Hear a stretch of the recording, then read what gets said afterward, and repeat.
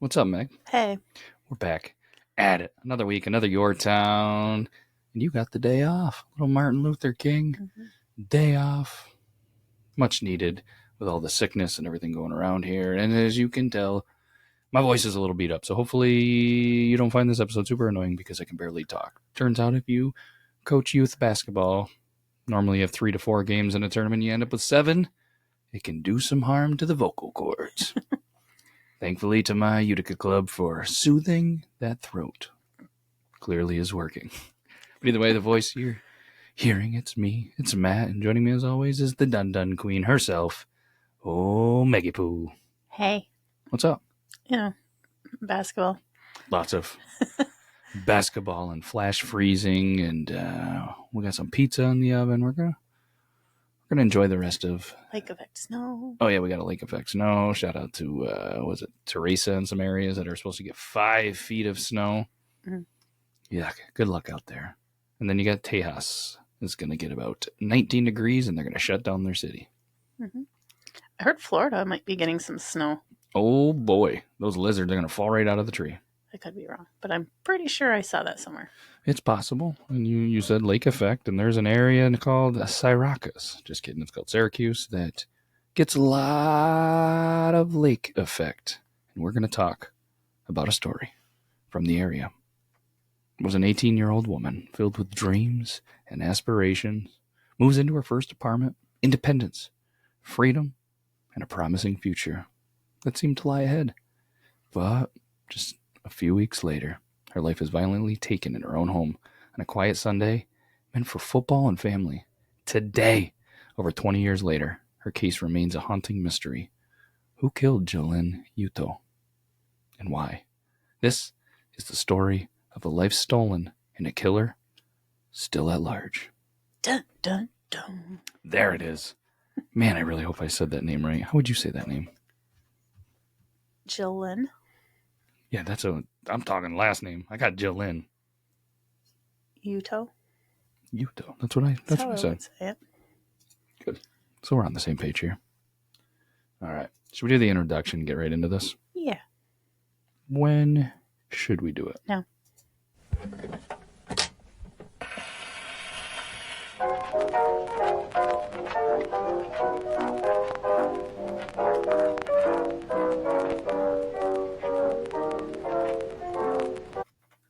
For anybody watching on the YouTube, I got some crazy hair. Don't worry about it. It's been a long day, but if you're checking out this sweet hat, it says beard, and you could have one. Several different colors. Go over to beardlaws.com. Check out the hat section. It's a sweet hat, right? Sweet Little hat. golf rope hat. I do like that. Yeah, go check it out. And check out all the friends in the links in the descriptions if you'd like. Here we go. So we feel that to understand the tragedy of Jillian and her murder, we must know who she was. She was born in Houston, Texas on March 20th, 1982. Jillian was the kind of person that would just light up a room, described as vibrant, kind-hearted, and trusting. She had a knack for making those around her feel special. Her family moved to Syracuse, New York in 1997, where Jillian began shaping her future. It's kind of a wild story. I was born in Tejas, then I moved to Syracuse. Coincidence? She was a couple of years older than me. 82. I was an 85er. Interesting. Very, very interesting. Most people are like, oh, maybe you went to the same school. Syracuse is not huge, but it's pretty decent. There's a couple of different schools. Doubtful that we did, or cross paths. Either way, she would have been a little bit older than me. But we're in Syracuse, New York, 1997, and she's starting to shape her future. She was just 18 years old. She decided to take a bold step towards independence. She moved into her own apartment on James Street. This is a pretty exciting milestone for anybody. I mean, do you remember moving into your first apartment? I mean, it could be college, could be an apartment. Yeah, it was college. Yeah, I mean that's a big milestone. Yep. It's an exciting time. Your kind of first independence. You're providing for yourself, and this is that huge milestone. But thankfully for you, unthankfully for this Jillian and her family, tragic endings and tragedy strikes, and it just kind of becomes a backdrop for the unthinkable. I know this isn't a happy story by any means. No. It's January 28th, 2001, Super Bowl Sunday. Oh, no. Yeah, we love our Super Bowl Sunday, and most people, they love Super Bowl. They love football Sunday. I'm trying to look up real quick. Who do you think was in the Super Bowl in 2021? Or 2001? Cowboys. It was the Ravens defeating the Giants in a very ugly 34-7. I don't know a lot about football. I feel like that was a pretty good guess, though. It was solid. Yeah. Yeah, because the last time the Cowboys were good was a long time ago. So, January 28th, Super Bowl Sunday. Ravens getting ready to beat the Giants. And it was a day of excitement and anticipation, especially Giants. A lot of Syracuse people are Giant fans. She had plans to watch the game with her mother, Joanne Browning, and her younger sister, Jenna. That Sunday morning, Joanne spoke to Jillian on the phone. They confirmed the plans, and she even mentioned that she was just hanging out, tidying up the apartment, getting ready for Super Bowl Sunday. But that evening, Jillian didn't arrive as expected. Joanne and Jenna called her multiple times. There was no answer. That's when the concern begins to set in. It wasn't like Jillian to ignore her family or to break the plans. The unease grew when Jillian failed to show up for her shift at Wegmans on Monday morning. She was known for being dependable, and her absence raised immediate red flags. So later that Monday, Joanne and Jenna decided to check on her. They arrived at her apartment on James Street, finding the door unlocked, a chilling sign of what lay ahead. Joanne enters first, calls out her daughter's name. It's just silence. Then she makes her way to the bedroom, and that's when the nightmare unfolds. Her body laying on the floor, surrounded by, viewer and listener discretion advised, blood. She had been stabbed repeatedly with a kitchen knife. The weapon was actually left behind at the scene, and the brutality of the crime was evident, and the shock was overwhelming. I mean, not only is the murder just tragic and terrible, but could you imagine Ma walking in and having to see that scene? I mean, everything that follows is just heartbreaking as it is, but being the one, that's devastating. Mm-hmm.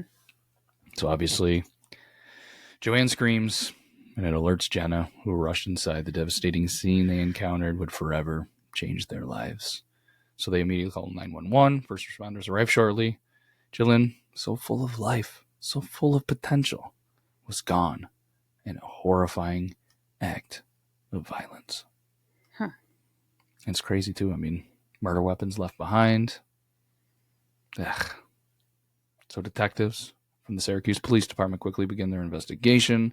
One of the first things that they did note was the lack of forced entry into Jillian's apartment. Which, what do you think that suggests, Meg? That it was someone she knew. She probably knew her attacker and just was like, yeah, come on in. Or a delivery. But probably 2001, probably not. I mean, there's pizza deliveries and stuff like that, but I mean, we don't have the door dashes and all the fancy stuff that people have in the cities. Or maybe just the door was unlocked. Maybe she just didn't lock the door. Maybe. And again, the kitchen knife left at the scene was from her own kitchen. And this kind of pointed it, in their opinion, to a crime of opportunity, that rather than premeditation. But the sheer violence of the attack hinted that there was something personal behind it. You know, potentially a crime of passion or rage. So the forensic evidence was meticulously collected. Investigators found DNA samples at the scene, including under Jillian's fingernails, indicating that there was a struggle. But in 2001, we see this all the time. The tools were very limited. Mm-hmm. Less technology. Less resources. Mm-hmm. And you got in Syracuse, a city, but it's not like, it's not Houston, Texas, where she came from, so the technology is probably a little less advanced, than some bigger cities. And again, we see this time over time. And this is 2001, 24 years ago, pretty much almost to the day. Some of the stuff we did in the 70s and 80s, it's even harder to kind of realize or kind of put in your brain how bad technology was back then. But the DNA was preserved, but there was no immediate matches in the criminal database. So detectives, they interviewed everyone in Jillian's circle, family members, friends, coworkers, neighbors. and they learned that Jillian had been dating a young man at the time. Mm-hmm. But the relationship recently ended. Police, they questioned him. No charges filed. Another angle was explored, whether someone in her apartment building, or maybe a tenant, a visitor, or something, potentially could be responsible. But there was a major challenge in the case because there was no witnesses. Despite the apartment building being located in a busy area, no one reported seeing or hearing anything suspicious around the time of the murder. This raised some questions. Could the killer have been someone that Jillian trusted enough to remain calm around?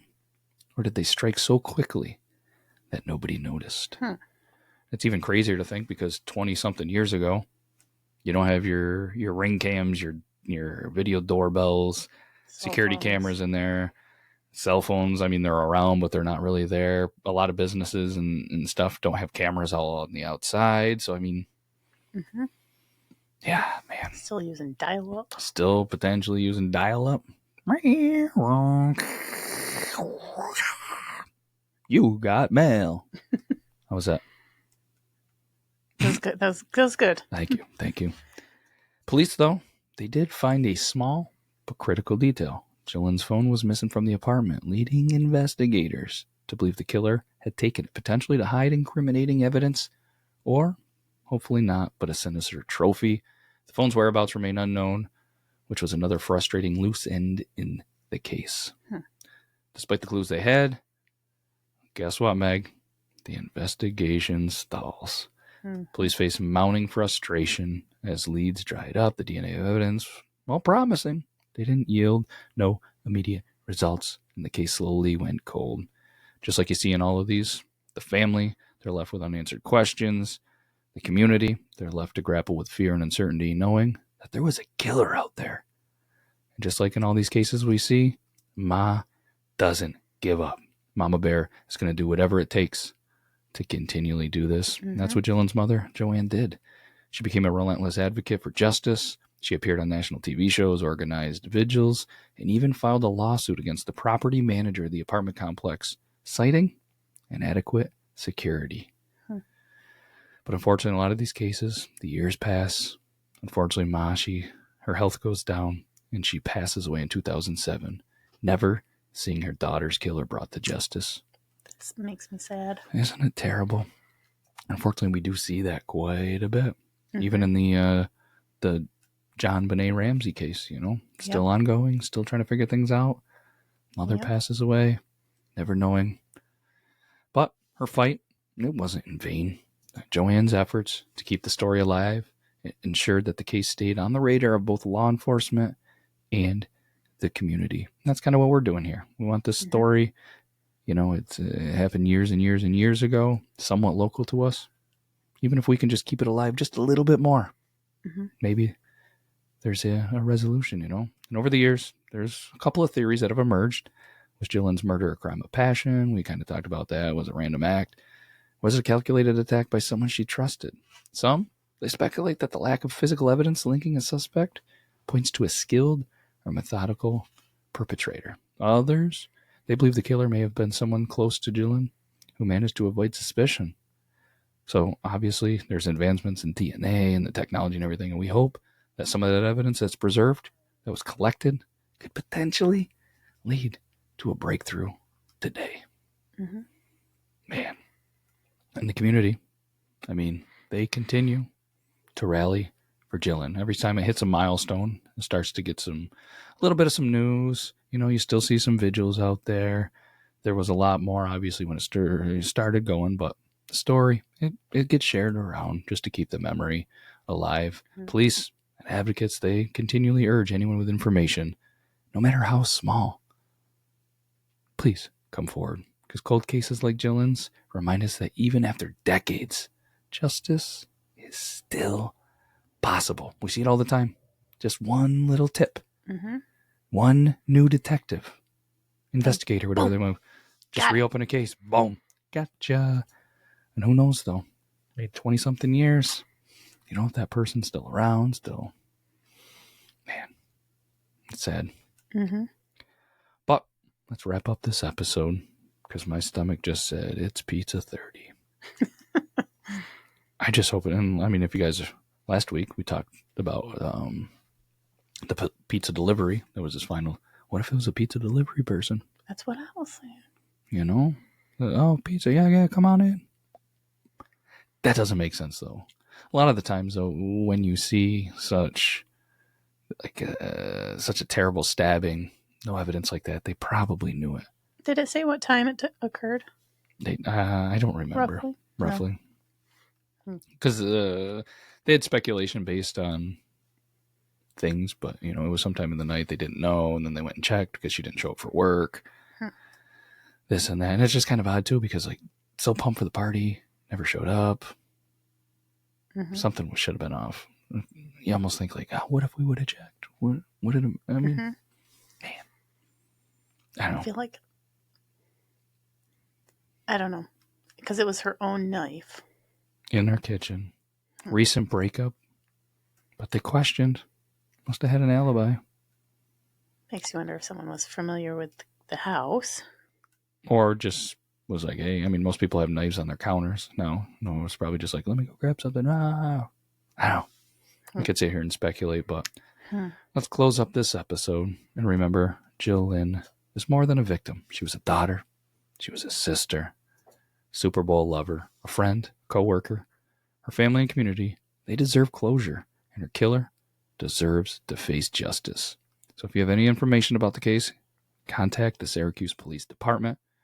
Again, even the smallest detail could crack this case wide open. So again, thank you for joining us on this not happy, but pretty sad and tragic journey. Let's continue to shine a light on the shadows of the past until they're brought into the clarity of justice. Stay safe, and we'll see you next time on the Your Town Podcast. Got anything else, Meg? No. All right. That's a wrap. Is that what they say in the biz? Yeah. Yeah. Yeah, that's it. That's a wrap. And they snap the thing, right? We'll see you next week. Or is that the beginning? I think it's the beginning. Yeah. The little thing for the frame. We missed it. Action. And cut. Oh, there's one at the end. So you just made it up. We did it. That's what we do. We make it up as we go. Fake it till you make it. All right. Stay safe out there, everybody. We appreciate the heck out of you. Check out the friends of the show. That's all we got. Anything else? Nope. All right. We'll see you next week. Bye. Later.